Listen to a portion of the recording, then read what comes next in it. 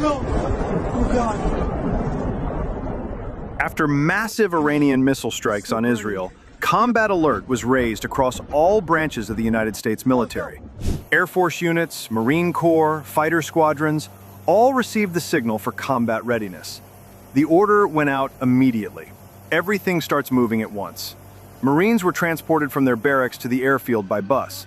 Upon arrival, they began loading into a C-17 Globemaster III waiting on the tarmac with its rear ramp down. At the same time, cargo handlers were bringing in additional equipment on forklifts and flatbed carts. Portable generators, ammunition crates, communications gear, medical supplies. Everything was strapped down inside the cargo bay alongside the Marines. This aircraft was scheduled to make one stop at another military base to pick up more personnel and equipment before heading to the Middle East with a full load.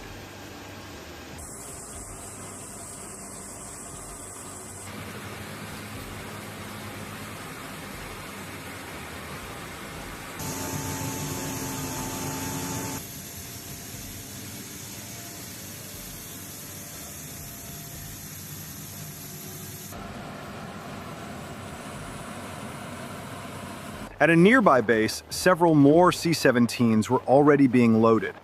Cargo handlers drove armored vehicles up the ramps, tactical buggies, armored trucks, MRAPs, and other combat vehicles.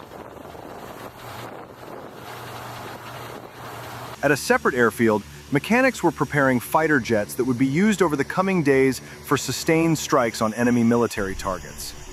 Every aircraft got a full inspection, avionics checked, radar systems tested, wiring and electronics gone over panel by panel. Missiles and guided bombs were loaded onto the pylons. Engine covers were removed, intakes inspected, fuel systems checked. These fighters needed to be in perfect condition for continuous combat sorties over the next several days. Meanwhile, at another location on the base, soldiers were in the hangar going through their personal gear. They packed their duffel bags and rucksacks with everything they would need for an indefinite deployment. Uniforms, boots, hygiene kits, personal items, all packed and ready. These soldiers were not going on a short rotation. They were being sent to a military base in the Middle East for an unknown period of time. Nobody had a return date. At dusk, the order came to prepare for boarding. The soldiers formed up in columns outside the hangar and began marching toward their assigned aircraft. They walked up the ramps and took their seats inside the C-17s.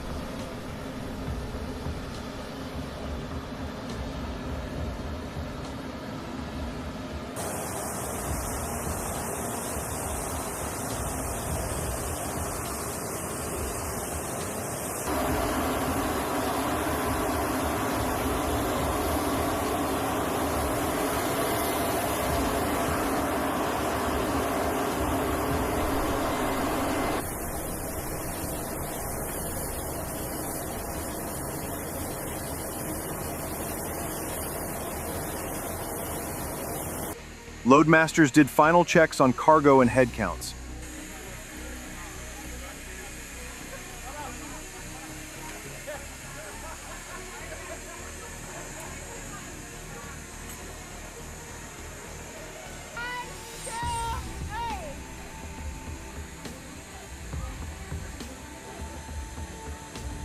The ramps closed.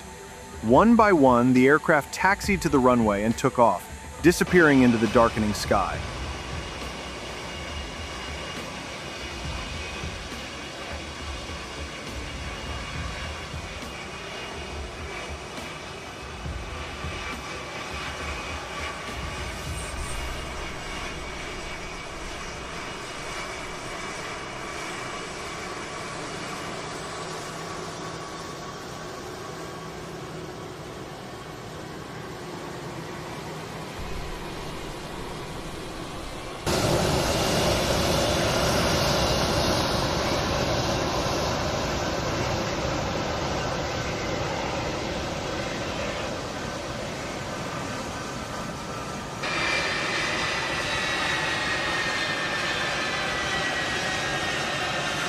Upon arrival in the Middle East, the C-17s landed and the unloading began immediately.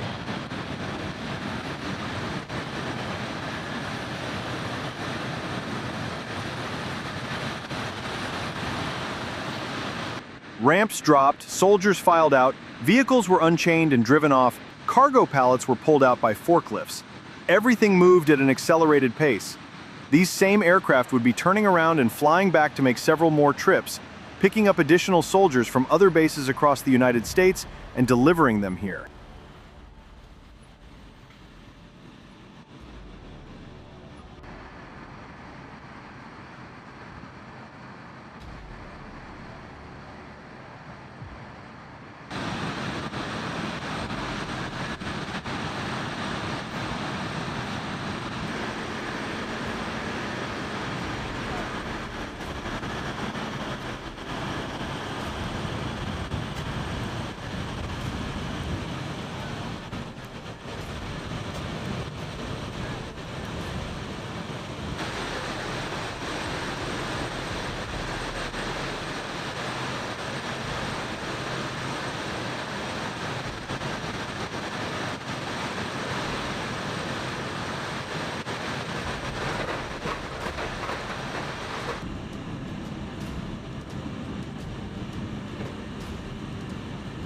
For the soldiers stepping off the ramp and onto the tarmac, this base in the Middle East was now home for as long as the operation required. No set timeline, no return date on the calendar. They grabbed their bags, followed the directions from base personnel, and headed toward their assigned quarters. The buildup was underway, and more flights were already inbound.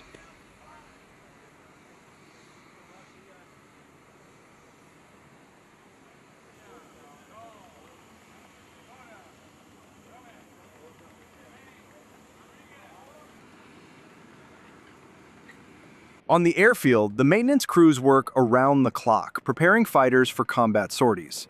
The aircraft are parked in rows on the apron, some under open sky, some pulled into hardened shelters. Fuel trucks pull up alongside each aircraft. A mechanic connects the single-point refueling nozzle to the port on the fuselage and starts pumping JP-8 kerosene into the tanks. The fuel flow is monitored on the truck's gauge panel. Once the tanks read full, the hose is disconnected, the cap is sealed, and the truck moves to the next jet. Weapons teams bring ordnance on loading carts. Air-to-air missiles are lifted onto the wingtip rails and locked into place. Guided bombs are mounted on the underwing pylons using hoists. Each weapon is connected to the aircraft's electronics. The wiring harness is plugged in, the data link confirmed, the arming pins inserted with red flags hanging from them. The pins stay in until the aircraft is ready to taxi. Every weapon gets a visual inspection after mounting. The team checks the mounting lugs, the release mechanism, and the alignment on the pylon. The process repeats for every fighter on the line. One aircraft after another goes through the same sequence: fuel, weapons, airframe, avionics, flight controls, engines. By the time the pilots arrive for their briefing, every jet on that ramp is fueled, armed, inspected, and cleared to fly.